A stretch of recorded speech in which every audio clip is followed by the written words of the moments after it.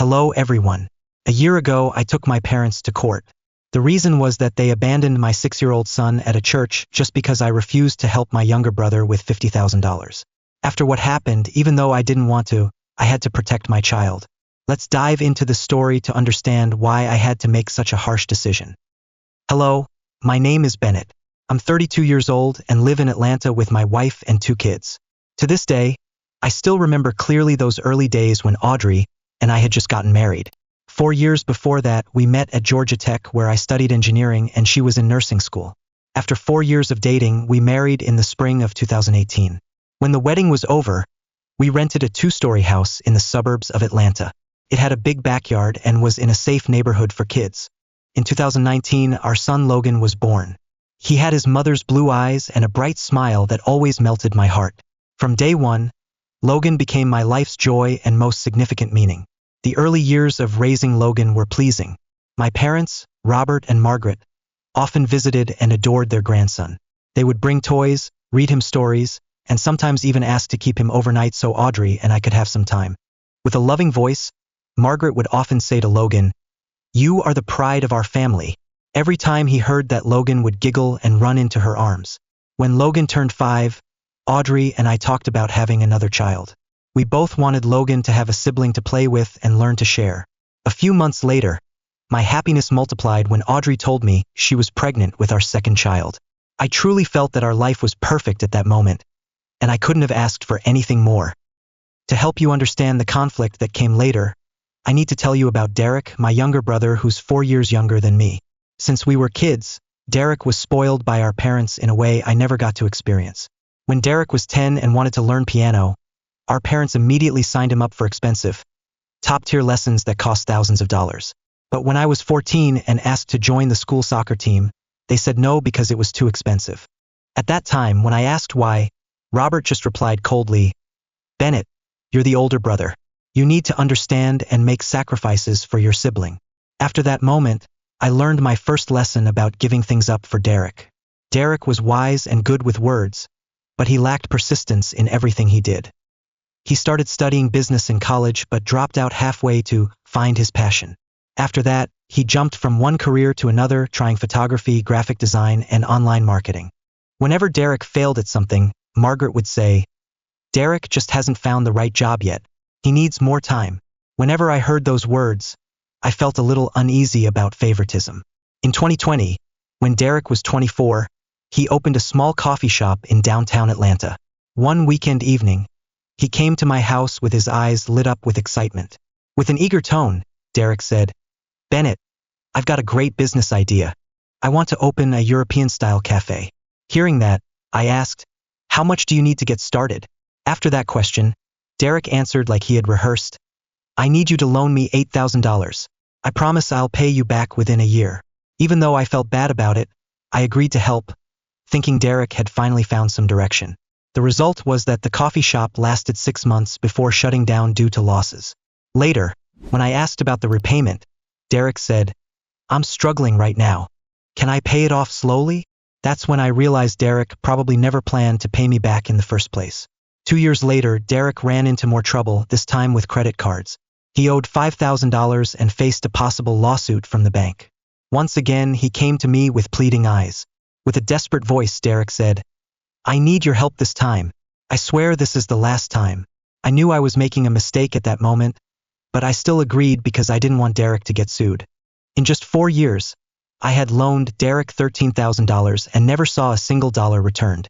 Whenever Audrey asked about the money, I would say, "Family has to help each other." But deep down, I was growing tired of carrying the role of the good older brother that I had been stuck with for 28 years. And then the family drama started a little over a year ago, and it all began with my younger brother. I remember it clearly. It was around March 2024 when Derek came to my house on a Saturday afternoon, his eyes glowing as he had just discovered the secret to getting rich.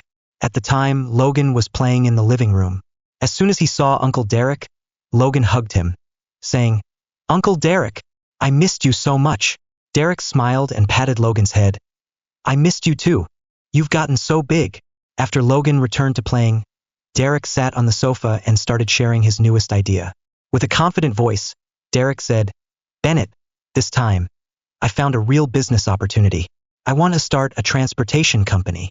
When I heard that, I felt a chill run down my spine. I asked, do you have any experience in the transportation industry? After a short pause, Derek answered, I've done my research.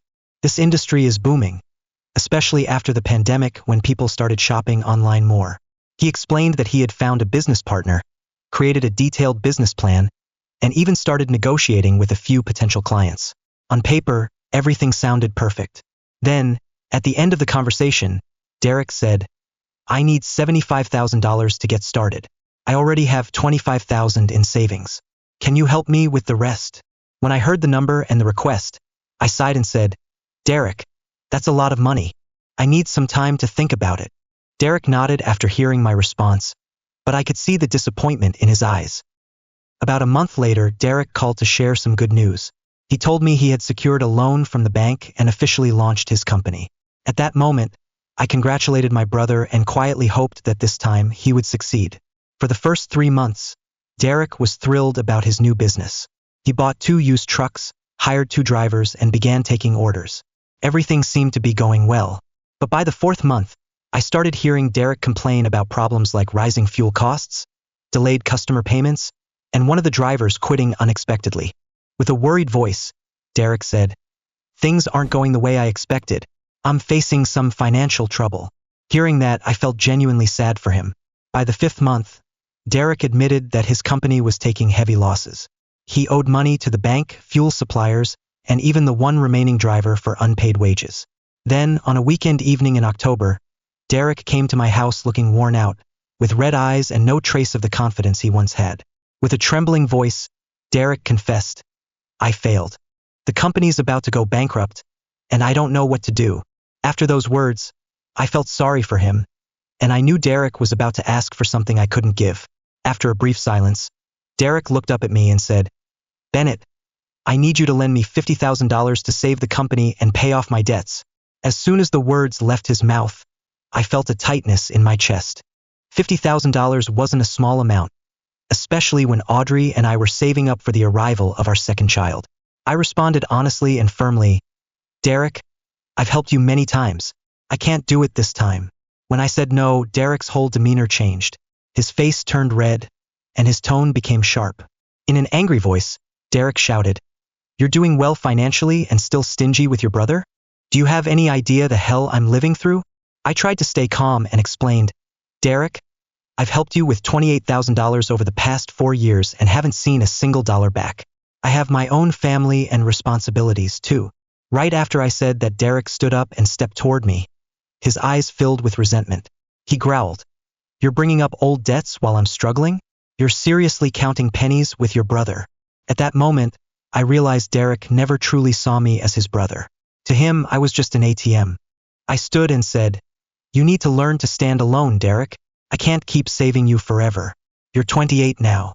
When he heard that, Derek gave a bitter laugh and said, Fine, you'll see. I'll tell Mom and Dad about this. They'll see what kind of person you are. After saying that, Derek turned around and walked out of the house, slamming the door behind him. After he left, I sat down and held my head. Audrey came out from the kitchen with a worried look. She sat next to me and asked, Are you okay? I looked at her and said, I think I just lost a brother. Audrey wrapped her arms around me and whispered, You did the right thing. We can't sacrifice our family's happiness for someone who doesn't appreciate it. At that moment, I felt her support and knew I had made the right decision. 3 days after the argument with Derek, my mother, Margaret, called me. As soon as I picked up, she spoke without even saying hello. Bennett, I heard from Derek that you refused to help him. I want to know what's going on. Hearing the firmness in her voice, I sighed and explained, Mom, I've already helped Derek so many times. I can't lend him $50,000 this time. A few seconds later, Margaret responded in a lecturing tone. Family is supposed to support each other in tough times. Derek is going through a crisis, and you're selfish. When I heard that, a slow-burning anger rose inside me. I said, Do you even know I gave Derek $13,000 and never got a single cent back? She kept quiet momentarily and replied, Money doesn't matter as much as brotherhood. You're well off now and still keeping score with your brother. After hearing that, I realized I couldn't continue the conversation. I told her goodbye and hung up. About 2 hours later, my father, Robert, called. With a cold tone, Robert said, "Bennett, you've disappointed me. You only care about your wife and have forgotten your real family." Those words made my heart stop for a second. I tried to explain, "Dad, I haven't forgotten my family, but I also have responsibilities to my wife and kids." After a short silence, Robert replied, "Derek is your brother. If he goes bankrupt, you'll blame him for not helping." And with that, he hung up without giving me a chance to respond. After the call, I sat in the living room feeling empty. Audrey was working the night shift at the hospital. Logan was already asleep, and I felt more alone than ever. 2 days later, Margaret called again. This time, her voice sounded gentler but still persuasive. She said, "Bennett, I don't want our family to fall apart over money. Please reconsider." Hearing that, I answered firmly, "Mom, I've decided. I can't keep rescuing Derek forever." The moment those words left my mouth, Margaret went completely silent. Then she said something that sent a chill down my spine. "If you don't help Derek, don't expect us to forget this." At that moment, I realized I was standing at a crossroads. Either I continued being a slave to my family, or I dared to draw the line. In September 2024, Audrey entered the 8th month of her pregnancy. Despite the tension with my own family, I tried my best to focus on preparing for the arrival of our new baby. At that time, Logan was thrilled about becoming a big brother. Every night before bed, he would place his hand on Audrey's belly and talk to his little sister. Logan would often say with his innocent voice, "Baby, I'm waiting for you to come out, so we can play together." During those moments, Audrey would smile and gently pat Logan's head. Times like that helped me forget all the stress surrounding Derek and my parents. We had set up the baby's room in soft pink tones, bought all the essentials, and even let Logan help pick out his sister's first toys. During that period, Robert and Margaret still called occasionally but no longer brought up Derek. Instead, they asked about Audrey's pregnancy and showed interest in Logan. Then, one weekend evening, Margaret called and said, "I want to visit Logan. I miss him so much." When I heard that, I felt relieved, thinking maybe everything was finally behind us. I agreed to let my parents visit the following weekend. When Robert and Margaret arrived, they brought gifts for Logan and seemed genuinely cheerful. They asked about Audrey, played with Logan, and even helped prepare dinner. Seeing the family so happy, I believed we might have survived the crisis. But I didn't know our family was about to face an absolute storm. About 2 months later, I was getting ready for work on a Monday morning when Audrey suddenly screamed from the bathroom. I rushed in immediately and found her holding her belly, her face twisted in pain. At that moment, I knew the baby was coming. We headed straight to the hospital. When we arrived, the nurses quickly brought Audrey into the delivery room. The doctor examined her and told us the baby would be born in a few hours. While waiting for Audrey to give birth, I suddenly remembered a significant issue. We had to pick Logan up from school that afternoon. Right away, I thought of my parents. I needed their help. Without hesitation, I called Robert. When I asked if they could pick up Logan, they agreed without a second thought. My father said, "Don't worry about a thing. Just focus on Audrey at the hospital. We'll take care of Logan." Hearing that, I felt deeply grateful. In such an urgent moment, nothing meant more than having family support. After I hung up with my dad, I quickly called Logan's school to inform them that his grandparents would pick him up instead of us. The teacher noted the update and wished Audrey a smooth delivery. After 6 hours of labor, my daughter Sophia was born at 2:30 in the afternoon, weighing 3.2 kilograms. She was healthy, with her mother's blue eyes and soft blonde hair. I couldn't hold back my tears when the doctor placed Sophia in my arms. With a voice trembling from emotion, I whispered to Audrey, "Thank you for giving me such a beautiful gift." Hearing that, Audrey smiled, exhausted but happy. When Audrey and Sophia were moved into a regular room, I called my family to share the good news. With excitement in my voice, I said, "Sophia's here. The baby is healthy and doing great." When she heard the news, Margaret shouted joyfully, "Oh my God, we have another granddaughter." After that call, I reminded them about picking up Logan that afternoon. They confirmed they remembered and said they would bring Logan to the hospital that evening to meet his little sister. I thanked them immediately, not knowing that just a few hours later, I would go through something I would never forget for the rest of my life. Around 6 in the evening, when I still hadn't received a call from my parents to confirm they had picked up Logan, I immediately tried calling them. But after nearly 20 calls to my mother and father, no one answered. No one replied to my messages either. At that point, a wave of emotion came over me.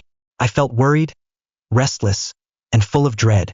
By 6:30, while I was still trying to call home, my phone suddenly rang from an unknown number. As soon as I picked up, a calm male voice spoke. "Hello, this is Pastor Williams. I'm looking for Mr. Bennett Morrison." The moment I heard that, my heart nearly stopped. I replied, "Yes, this is Bennett. What's going on, Pastor?" Immediately, Pastor Williams answered with concern in his voice. "We found a boy named Logan sitting alone in the church. He has a wristband with your name and phone number on it." At that moment, it felt like my entire world collapsed around me. I nearly shouted, "My son is there? Is he hurt?" After a few seconds, Pastor Williams replied, "He's not hurt, but he's terrified and has been crying a lot." With my voice shaking, I said, "Pastor, I'm on my way now. Please don't let anyone take my son anywhere." Pastor Williams responded immediately, "We'll wait for you. He's safe here." After I ended the call, I turned to Audrey and told her, "My parents left Logan at a church. I have to go get him now." Hearing that, Audrey suddenly burst into tears.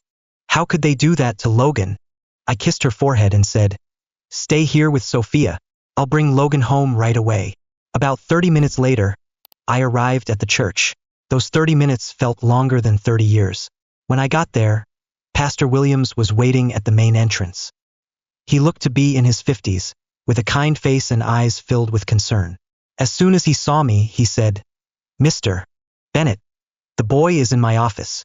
When I stepped into the office, I saw Logan curled up in a large chair, clutching the teddy bear Audrey had given him. His eyes were red from crying, his hair was messy, and his clothes were wrinkled. Logan ran into my arms when he saw me and sobbed, "Daddy, I was so scared. Grandma and Grandpa said you didn't love me anymore." Hearing those words, I held Logan tightly and felt my heart shatter into 1,000 pieces. At that moment, I knew I would never be able to forgive my parents for what they had done. After bringing Logan back to the hospital and ensuring he had calmed down, I confronted my parents directly. It was already close to 10 at night, but I couldn't wait until morning. I drove to their house with a heart full of rage. When I got there, I rang the doorbell repeatedly until Robert opened the door. He didn't look surprised to see me. When I saw him, I shouted, "How could you do that to Logan? He's only 6 years old." Robert looked at me coldly and said, "You chose money over family. Now you know what it feels like to lose one." As soon as those words left his mouth, it felt like someone had stabbed a knife straight into my chest. A moment later, Margaret appeared from the living room with a cold expression. She looked straight at me and said, "I raised you for 32 years. If you don't help your brother when he's struggling, I don't need to care about your child." Hearing that, I felt like I was standing before two strangers. With anger in my voice, I said, "Logan is your grandson. How could you use a child to get revenge?" Robert responded coldly, "We just wanted to teach you the value of family, but you're too selfish to understand." At that point, I realized that the people standing before me were no longer the parents I once knew. After a few seconds, I looked them both in the eyes and said, "From this day on, I will consider myself parentless, and I will take you to court for child abandonment." When I finished speaking, Robert shouted, "You're taking your parents to court. Go ahead and do it." I turned around and left the house, slamming the door behind me. Inside, I knew I had just lost my biological family, but I also knew I had to protect my own. I felt a deep pain and a powerful sense of resolve at that moment. Logan would never go through anything like this again. When I returned to the hospital around midnight, Audrey was still awake. She sat beside the bed, holding Logan as he slept in her arms. When she saw me, Audrey looked up and asked with a worried voice, "How did it go?" I sat beside her and told her everything about the confrontation with my parents. After hearing it all, Audrey seemed like she couldn't believe what she had just heard. She didn't say anything. She just held Logan even tighter. Audrey called her parents the next morning to tell them what had happened.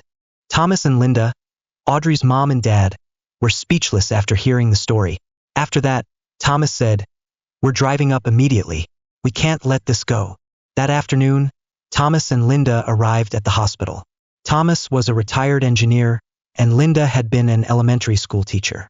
Both of them were kind people who deeply loved their family. When she saw Logan, Linda wrapped her arms around him and said, "Sweetheart, Grandma and Grandpa will protect you." Hearing that, Logan smiled and ran into her arms. Thomas sat beside me and said, "Bennett, we can't believe your parents would do something like that to a 6-year-old. That's not something people with hearts would ever do." Hearing those words gave me a sense of comfort, knowing some people truly understood and stood by me. After that, Linda added, "We'll support you through the legal process. This can't be ignored." When I heard her say that, it felt like a light had finally broken through the darkness. In the following days, Thomas and Linda stayed in Atlanta to help our family. They cared for Logan while Audrey recovered from childbirth, and I handled the legal matters. With his grandparents around, Logan slowly began to trust again. They read him stories, played with him, and ensured he always felt loved. One evening, Logan looked at me and asked, "Daddy, why don't Grandma and Grandpa love me like Nana and Papa?" Hearing that, I held Logan close and said, "Sweetheart, not everyone knows how to love the right way. But Daddy, Mommy, and your grandparents on Mommy's side will always love you with all our hearts." After I said that, Logan nodded and leaned into me. I realized that real family isn't about shared blood at that moment. It's about the people who stand by you and protect you when life gets hard. 2 days after we were discharged from the hospital, Derek called me. As soon as I picked up, he spoke right away. His voice was shaky and full of fear. "Bennett, I just heard from Mom and Dad about what happened with Logan. I can't believe it." Hearing that, a wave of anger rose inside me. I asked him, "Did you know they planned to do this?" Derek replied sincerely, "I swear I had no idea. I only vented to them about you refusing to help. I never thought they would go that far." Hearing his voice, I could sense that he was telling the truth. After that, Derek asked how Logan was doing and checked in on Audrey and the new baby. After the call, I felt a little relieved. At least Derek showed genuine regret and seemed willing to take responsibility for what had happened. At that moment, I realized that maybe Derek had finally learned the most important lesson of his life. Our actions can profoundly affect the innocent. The following Monday, with financial support from Thomas and Linda, I first met with attorney Jennifer Martinez, an expert in child protection and family law cases. Jennifer was a 45-year-old woman with 20 years of experience in the field. She had sharp eyes but carried a sense of deep compassion as she listened to my story. After hearing everything Jennifer said, "This is one of the most serious cases I've encountered. Using a child for personal revenge is unacceptable." Hearing that gave me a sense of reassurance. I quickly asked, "Do we have enough evidence to file a lawsuit?" A few seconds later, Jennifer responded, "We have Pastor Williams's testimony, and we may be able to get surveillance footage from the church. I'll reach out to obtain the recordings." Over the next week, Jennifer worked diligently to gather evidence. Pastor Williams agreed to cooperate and provided a detailed statement describing Logan's condition when he was found. At the same time, the church's security camera captured footage of Robert and Margaret dropping Logan off at 5 in the evening. They left without saying a word to the church staff. Watching the footage, I saw Logan run after them, only to be gently pushed back by Margaret, who told him to sit still. That moment shattered my heart into 1,000 pieces. Jennifer also obtained psychological records from Logan's doctor. The report indicated signs of stress and anxiety in Logan following the incident. After 2 weeks of preparation, Jennifer filed a lawsuit against Robert and Margaret in court. The charges included child endangerment, emotional abuse, and abandonment. When they received notice of the lawsuit, Robert and Margaret hired their attorney and tried to deny all the allegations. Their lawyer later contacted Jennifer to suggest settling the case privately, but I refused. At that moment, I told Jennifer, "I want this handled in court. No one should be allowed to hurt a child without facing the consequences." After hearing that, Jennifer nodded in agreement, and we moved forward with the case. 3 months later, the trial took place at Fulton County Court. Due to the seriousness of the case, several local reporters were present to cover the proceedings. I sat in the front row in court with Thomas and Linda that day. Logan was not allowed to attend to protect his emotional well-being. Audrey stayed home to care for Sophia. Robert and Margaret sat on the opposite side with their attorney. I noticed that both of them avoided looking in our direction. Presiding over the case was Judge Patricia Henderson, a 55-year-old woman with 25 years of experience in family court. When the trial began, Jennifer opened with a strong statement. Your Honor, this case is not just about child abandonment. It is about using an innocent child as a tool for personal revenge. Hearing Jennifer speak reassured me that taking them to court was the right decision. Immediately after, Robert and Margaret's attorney tried to defend them. Your Honor, my clients only wanted to teach their son the value of family. They had no intention of harming their grandson. As soon as the statement ended, Jennifer stood and responded firmly. Your Honor, abandoning a 6-year-old child in a public place cannot be considered a life lesson. Pastor Williams was then called to testify. He described Logan's condition when he was found in detail. Next, the surveillance footage from the church was shown in court. The scene of Logan running after his grandparents only to be left behind brought tears to many eyes in the room. My brother Derek was then called to the stand. He admitted to pressuring our parents but insisted he did not know their plan. Logan's psychologist also presented findings about the emotional impact on him following the incident. Finally, Robert and Margaret were called to speak in their defense. They continued to justify their actions. My mother said, "We only wanted Bennett to understand that family matters more than money." Hearing those words hurt deeply because she still could not see the harm she had caused. After both sides had presented their case, Judge Henderson called a 30-minute recess before delivering her verdict. When the court resumed, she read the judgment in a stern voice. The court finds that the defendants engaged in child abandonment and caused significant psychological harm. The court sentences Robert Morrison and Margaret Morrison to 18 months of probation each, a fine of $15,000 each, and prohibits contact with their grandson Logan Morrison for 3 years. Hearing that verdict felt like a massive weight had been lifted off my shoulders. At that moment, I knew Logan was safe and justice had been served. 1 month after the trial, we decided to stay in Atlanta, but we completely changed how we lived. Instead of running away from painful memories, we built new ones in the same home. Audrey left her job at the hospital to focus on caring for our 2 children. Having her at home full-time made Logan feel much more secure.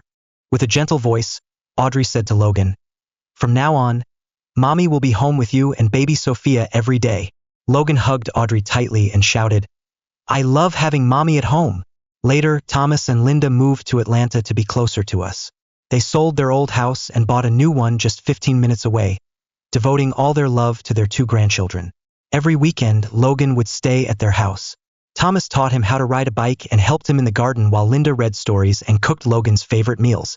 Linda often told Logan, "Grandma and Grandpa love you and Sophia more than anything. You two are everything to us."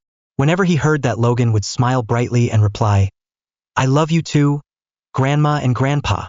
As for Sophia, she grew a little more each day and became the new joy of our family. Logan adored his little sister and always helped us take care of her. He would often report her little milestones. He'd say, "Daddy, Sophia smiled at me." Moments like that, I would tell him, "You're an amazing big brother."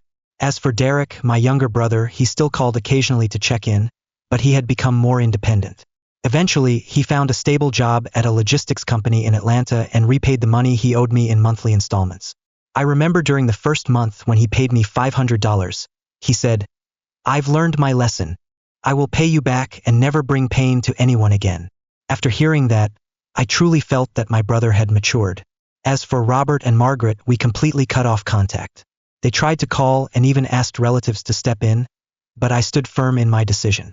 Even when some family members said, "Bennett, no matter what, they're still your parents," I was ready to answer, real parents would never hurt their children or grandchildren. In the following months, life in Atlanta became peaceful and much happier. Logan fully recovered and became a joyful, smart little boy. Sophia grew up healthy and brought laughter to our home every single day. About 3 months later, we renovated the house, repainted the walls, and replaced the furniture to create a more positive and refreshing space. Most importantly, we filled the home with love from our small family and the grandparents who never left our side. Every evening, after both kids had gone to sleep, Audrey and I would sit in the backyard, sipping coffee and discussing the future. Sometimes, she would ask if I ever regretted my decision. And in those moments, I would always answer firmly, "No, that's the end of my story. What do you think? Was I wrong to take my parents to court?" Let me know your thoughts in the comments below. I genuinely want to hear from you. Don't forget to subscribe, like, and share this story. Goodbye and see you in the next one.